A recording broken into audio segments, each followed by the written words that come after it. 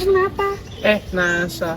Jadi gini Nas, aku tuh lagi butuh uang buat bayar UKT. Tapi aku ini nggak punya uang dan nggak punya motor buat jadi ojol. Kamu ada saran nggak? Oh, kamu pengen jadi ojol tapi nggak punya motor.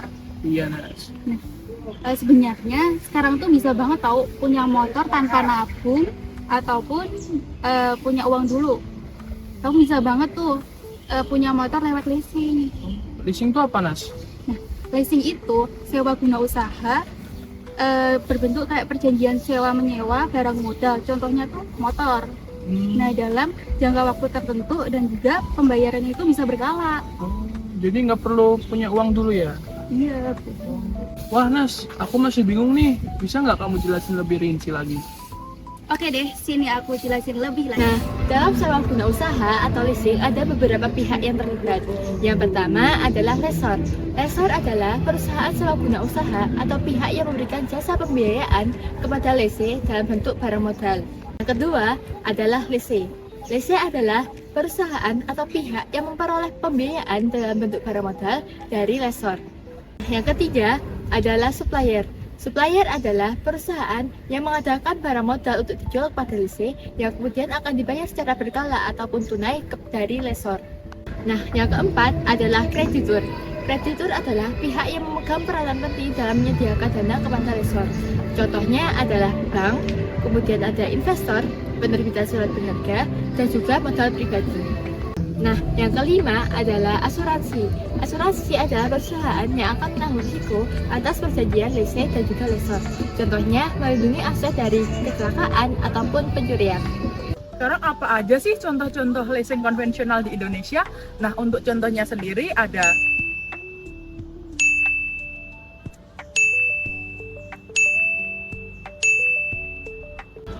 Oke, selanjutnya di sini aku akan jelasin jenis-jenis leasing konvensional yang dimana dibagi menjadi dua. Untuk yang pertama itu adalah financial leasing atau sewa guna usaha dengan hak milik. Pada jenis ini, lessor itu hanya sebagai pihak yang membiayai, sedangkan aset secara ekonomi itu dikuasai oleh lese. Selain itu, lese juga diberikan kebebasan untuk request barang apa yang ingin mereka sewa, serta biaya resiko kerusakan, pemeliharaan, dan bahkan asuransi itu nantinya akan ditanggung oleh lese.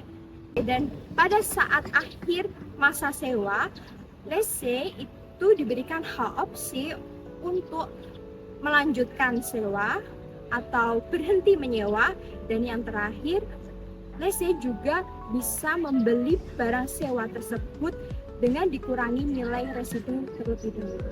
Dalam finance leasing itu dibagi menjadi tiga bentuk. Yang pertama ada direct finance lease, yang kedua ada sales type lease, dan yang terakhir ada leverage lease.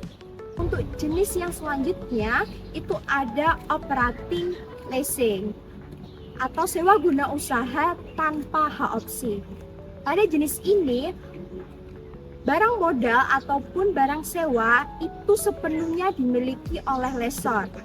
Biaya untuk resiko kerusakan, pemeliharaan, dan bahkan asuransi itu nantinya semua ditanggung oleh lessor. Nah, pada akhir masa sewa, lese itu harus mengembalikan barang sewa tersebut kepada lessor. Nah, aku udah paham nih tentang leasing konvensional. Tapi ada nggak sih leasing yang nggak ada bunganya gitu? Tenang aja, selain leasing konvensional ada juga leasing syariah tanpa bunga. Jadi nggak ada bunganya gitu ya? Iya, nggak ada bunganya. Jadi ada nggak sih penjelasan yang lebih rinci gitu? Ada dong, sini aku jelasin. Leasing syariah adalah lembaga pembiayaan barang modal yang mekanismenya berdasarkan pada prinsip dan hukum syariah. Nah, dalam leasing syariah, kepemilikan aset tetap berada pada pihak lessor selama masa sewa dan dapat dialihkan kepada lese setelah akhir sewa, sesuai dengan kesepakatan yang halal dan juga transparan. Oke, selanjutnya yaitu contoh-contoh leasing syariah yang ada di Indonesia, yaitu ada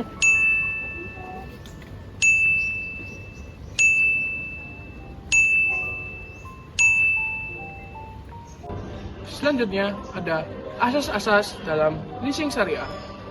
Untuk asas yang pertama adalah asas keadilan, yang dimana setiap orang yang akan melakukan leasing harus diperlakukan secara adil. Yang kedua ada asas kebebasan, yang dimana semua orang yang melakukan leasing bebas untuk mengambil akad asalkan tidak melanggar peraturan syariah. Untuk yang ketiga ada asas kebajikan, yang dimana untuk melakukan leasing harus dalam sikap yang baik dan tidak mempersulit orang lain. Yang keempat ada asas kesukarelawan, yang dimana leasing ini harus disari atas suka sama suka dan tidak atas paksaan. Yang kelima ada asas itikat baik, yang dimana setiap pihak harus bersikap jujur dan beritikat baik untuk melakukan leasing. Yang keenam ada asas mengutamakan kewajiban, yang dimana setiap orang harus mengutamakan kewajibannya terlebih dahulu sebelum menuntut hak. Yang ketujuh ada asas manfaat, yang dimana kegiatan leasing ini didasari untuk manfaat yang nyata dan menghindari kegiatan riba dan ketidakjelasan. Yang kedelapan ada asas memberi petunjuk, yang dimana pemberi leasing harus menjelaskan isi akad tersebut secara jelas. Objeknya berapa, bayarnya berapa, dan manfaatnya apa. Kesembilan ada asas larangan untuk saling merugikan, yang dimana akad diambil secara mufakat dan tidak merugikan pihak manapun. Nah, sekarang kita masuk ke hal yang membedakan antara leasing konvensional dan juga leasing syariah, yaitu akadnya. Dalam leasing syariah terdapat 3 akad yang digunakan. Yang pertama ada akad al-ijarah. Ini adalah akad yang biasa disebut dengan sewa murni, di mana tidak ada perpindahan atas hak suatu aset. Jadi, hak suatu aset tetap dimiliki oleh pemberi sewa atau lessor dan tidak ada pemindahan kepemilikan aset. Kedua ada akad al-ijarah al-mutahiyah al-bitamlik. Ini adalah akad sewa yang diakhiri dengan pemindahan kepemilikan aset kepada penyewa. Nah, pemindahan kepemilikan ini bisa dilakukan dengan 2 cara, yaitu jual beli atau hibah di akhir masa sewa.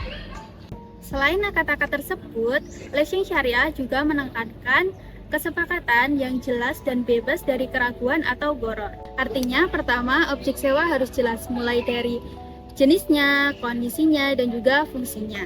Terus yang kedua, nilai sewa dan juga periode pembayaran juga harus disepakati sejak awal akad. Yang ketiga, kepemilikan atas aset harus jelas. Jadi, pemberi sewa atau lessor benar-benar sah memiliki aset tersebut sebelum disewakan kepada lessee. Terus sebenarnya apa aja sih perbedaan antara leasing konvensional dan leasing syariah selain dari segi akadnya? Yang pertama ada prinsip. Untuk prinsip leasing konvensional menggunakan sistem keuangan konvensional, sedangkan leasing syariah menggunakan prinsip syariah. Terus dari segi akadnya, leasing konvensional menggunakan sewa guna usaha yaitu finance dan operating lease, sedangkan dari segi syariah menggunakan ijarah dan IMBT. Lalu dari segi keuntungan, leasing konvensional menggunakan bunga sebagai keuntungannya, sedangkan untuk leasing syariah menggunakan margin ataupun bagi hasil sehingga tidak ada riba. Lalu untuk resiko, dari leasing konvensional untuk resiko sendiri lebih ditanggung oleh pihak lessee, sedangkan di leasing syariah untuk resiko itu dibagi sesuai akad yang telah disesuaikan. Lalu, untuk yang terakhir yaitu denda. Untuk denda sendiri dari konvensional itu merupakan sanksi finansial, sedangkan untuk syariah itu untuk amal maupun untuk sosial. Nah, aku udah paham nih tentang 2 macam leasing. Sekarang gimana caranya aku dapetin motor itu buat aku ngejual? Nah, caranya daripada kamu bingung lagi, ayo kita ke kantor leasing sekarang. Ayo guys, Proses leasing dimulai dari lessee, yaitu pihak yang membutuhkan motor. Lessee terlebih dahulu memilih motor yang ingin disewa, mulai dari merek, tipe, hingga supplier motor yang dituju. Setelah motor ditentukan, lessee menghubungi lessor dan bernegosiasi dengan lessor terkait kebutuhan pembiayaan seperti nilai barang, jangka waktu leasing, dan juga besaran sewa. Selanjutnya, lessee mengajukan pembiayaan dengan mengisi formulir permohonan leasing dan melengkapinya dengan dokumen yang dibutuhkan. Kemudian mengirimkannya kepada lessor. Lessor kemudian mengevaluasi kelayakan kredit lessee.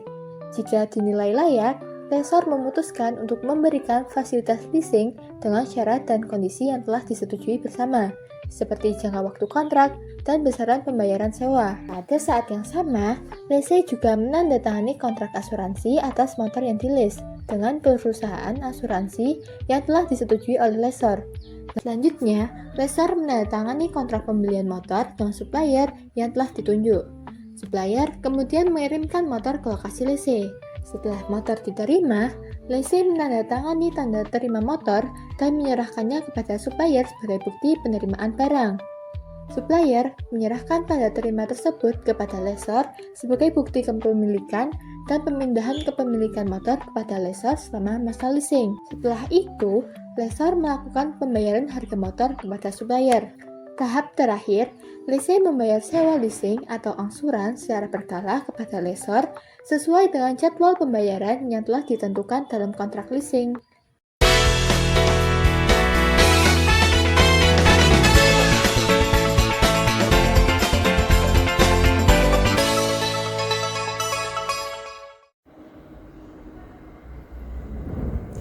Halo teman-teman, selamat datang di Toso Kelompok 4B. Pada kesempatan kali ini, kita akan membahas mengenai sebuah isu yang sedang ramai diperbincangkan. Nah, topik yang akan kita angkat kali ini adalah dugaan penyalahgunaan data nasabah oleh sebuah perusahaan leasing yang belakangan ini menjadi sorotan publik dan telah masuk ke proses hukum. Nah, belakangan ini beredar informasi mengenai dugaan penyalahgunaan data nasabah oleh sebuah perusahaan leasing. Informasi ini kemudian berkembang dan menjadi perhatian publik karena berkaitan dengan hak konsumen serta kepatuhan lembaga pembiayaan terhadap aturan yang berlaku. Nah, untuk membahas isu ini lebih lanjut, saya sudah bersama dengan dua rekan saya, yaitu yang pertama adalah Mas Wahyu dan juga yang kedua adalah Mbak Atul. Oke, jadi kali ini saya sudah bersama dengan rekan saya yang akan membantu kita membahas mengenai permasalahan tersebut. Oke, baik, kita mulai dari Mbak Atul nih. Boleh dijelasin saya dari ini tuh sebenarnya apa yang menjadi inti permasalahan dalam kasus seperti itu tadi yang dugaan penyalahgunaan data nasabah? Oke, inti dari kasus ini. Jadi aku akan jelasin ya bagaimana secara singkat aja latar belakang dari kasus ini kok bisa terjadi sesuai dengan apa yang dikatakan oleh para saksi gitu ya, baik itu dari korban maupun dari pihak leasingnya. Yang aku tahu, yang pertama ini salah satu masalah adalah pemalsuan data. Jadi korban katakanlah A, dia itu tidak merasa melakukan transaksi leasing, nggak pernah melaksanakan transaksi yang namanya sewa barang. Tapi tiba-tiba dia mendapatkan surat tagihan bahwasanya dia itu udah gagal bayar atau nunggak bayar sewa itu selama beberapa bulan dan angkanya itu cukup fantastis ya, yaitu 800 juta gitu. Jadi di sini korban A itu merasa sangat dirugikan atas hal ini karena dia tidak pernah melakukan transaksi dan juga datanya itu disalahgunakan untuk melakukan transaksi itu leasing itu. Dan di sini juga dia merasa bahwasannya dia juga tidak menerima barang leasingnya gitu. Jadi ya begitu. Oke. Dan akhirnya dia melaporkan ke pihak berwajib dan sekarang masih dalam proses. Gitu. Oke, baik. Berarti kan dari kejadian itu kan nggak hanya berarti dari satu ini aja ya, dari si korban aja atau si A itu tadi. Berarti kan juga libatin perusahaan leasingnya juga. Nah, dampaknya apa sih bagi kedua itu tadi, si korban dan juga si perusahaan leasingnya? Boleh dijelasin? Nah, untuk dampak yang pertama itu jelas ada kredit macet, di mana si penipu ini membawa kabur barangnya, tapi perusahaan leasingnya itu tidak menerima uang sewa dari si lessornya. Nah, untuk yang kedua ada perusahaan kehilangan asetnya. Kan ini udah dibilang kalau si pencurinya itu bawa kabur barangnya, sementara si perusahaan tidak dapat uang sewa. Terus yang terakhir jelas si data nasabah yang digunakan itu harus menanggung utang sebesar 800 juta. Oh, menarik banget ya. Berarti terus ini sebenarnya tuh peran OJK dalam kasus ini tuh apa ya? Kan ini kan pasti ada kita tahu ya, izin jawab ya. Jadi kita tahu bahwasanya leasing itu memang diawasi oleh salah satu lembaga negara yang namanya OJK. Otoritas Jasa Keuangan. Nah, pengawasan ini memang dilakukan OJK. Yang pertama itu untuk melihat kesehatan dari perusahaan leasing. Terus yang kedua itu jika ada kayak gini, masalah kasus seperti ini, penyalahgunaan data dan juga nasabah dan juga ya nanti operasional leasing itu sendiri itu diawasi juga oleh OJK. Pada dasarnya di sini menjadi lembaga pengawasnya. Nah, perannya OJK dalam kasus ini sejatinya belum ada peran dari OJK. Tetapi pastinya secara preventif pun mereka udah pastinya OJK jika ada kesalahan seperti ini mereka akan terjun langsung lah ya untuk meneliti audit soal ini dan mereka juga akan menanyakan keterangan dari perusahaan leasing itu kok bisa sampai kayak gitu loh ya. Dan kalau aku lihat juga ya dari undang-undang atau peraturan yang udah dikeluarkan oleh OJK itu salah satunya relate dengan kasus ini yang aku himpun itu yang pertama yaitu Undang-Undang Nomor 27 Tahun 2022 dan PJOK Nomor 2002 Tahun 2023 tentang perlindungan konsumen. Nah, jadi di sini OJK itu wajib memastikan bahwa perusahaan leasing itu menjaga kerahasiaan dan keamanan data nasabah. Tapi ternyata dalam kasus ini itu perusahaan leasing itu lalai. Gitu. Walaupun di sini konteksnya tadi mantan pegawai. Nah, jadi di sini ternyata nggak ada persek pulang gitu ya. Kalau sampai ternyata ada kesalahan identitas nasabah ini kan pada dasarnya kan kalau 1 bulan, 2 bulan, 3 bulan sesuai udah ada konfirmasi gitu loh, nggak sampai berbulan-bulan dan akhirnya merugikan keduanya gitu ya, baik itu korban maupun ya leasingnya. Terus juga di sini aku meng-highlight bahwasanya di OJK itu ada salah satu prinsip yaitu yang namanya kehati-hatian atau due diligence. Jika terbukti terjadi fraud, OJK dapat menyelidiki dan juga memberikan sanksi administratif kepada perusahaan leasing tersebut. Jadi di sini ada yang namanya fraud. Fraud itu adalah kejahatan keuangan. Nah, salah satu kejahatan keuangannya ini penyalahgunaan data nasabah. Nah, jika di sini OJK juga bisa itu mengawasi dengan cara mereka akan melakukan penyelidikan apabila ada kasus seperti ini. Jadi di sini OJK bisa melakukan audit, penyelidikan lebih lanjut ke perusahaan leasing yang terlibat. Nah, jika benar-benar ini murni dari kesalahan pihak leasingnya, bukan dari korbannya, ya otomatis nanti perusahaan ini bisa dikenai sanksi administratif. Nah, terus ini sanksinya, jika ini melibatkan pihak internal dari perusahaan, ya otomatis nanti pihak leasing akan dijatuhi denda atau sanksi. Kalau dendanya itu maksimal 15 miliar, sedangkan kalau sanksi itu ada di peraturan PJOK nomor 22 tahun 2023 untuk untuk sanksinya seperti apa nanti sesuaikan dengan keputusan dari pengadilan itu. Berarti ini tuh nggak hanya dari OJK-nya aja ya yang lalai? Iya. Bukan OJK-nya, nggak hanya leasingnya. Jadi nanti kita bisa tahu di penyelidikan ini leasingnya atau korbannya. Kan kita juga nggak tahu ya, keterangan orang kan bisa.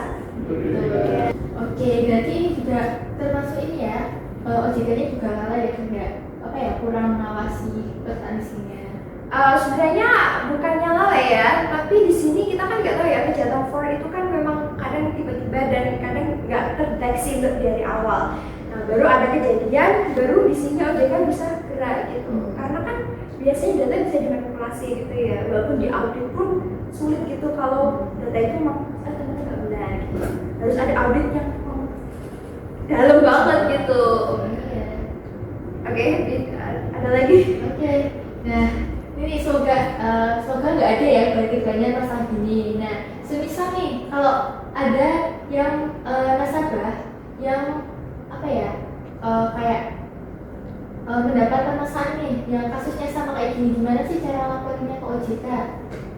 Nah, jadi ini di OJK itu ada yang namanya APPK. APK itu adalah aplikasi pelindungan konsumen. Nah, untuk cara pelaporannya, pertama kita harus buka dulu website https://kontak157.ojk.id. Nanti ditulis di sini ya. Ya, sini nanti ada. Namanya tolong ditulis di sini ya. Editor. Nanti setelah dibuka, klik itu ada yang namanya kanal pengaduan. Nah, pencet aja tuh, set, pencet. Nanti ada kita yang lapor bisa mengisi formulir-formulir yang disediakan oleh OJK itu. Formnya itu ada identitas, ada alamat email, ada nomor WhatsApp, terus ada scan kronologi, scan identitas, sama tentunya kasus ini tuh belum pernah diselidiki oleh lembaga keuangan manapun. Itu. Belum ada ya. Jadi mesti kayak itu. Nanti kalau ada ini bisa turun gitu.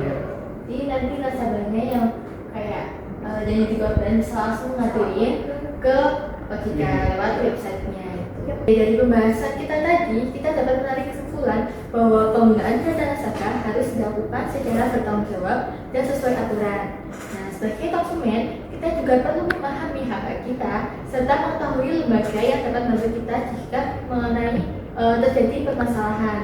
Baik, terima kasih kepada kedua rekan saya karena sudah membantu kita dalam memahami permasalahan ini, dan juga terima kasih kepada teman-teman yang sudah menyaksikan talkshow ini. Oke, saya Ulfia pamit undur diri. Bye. Nah, Bye bye guys. Jangan lupa lihat talk show Kelompok B ke depannya nanti. Oke, Stay sampai tune. jumpa di talkshow lain waktu.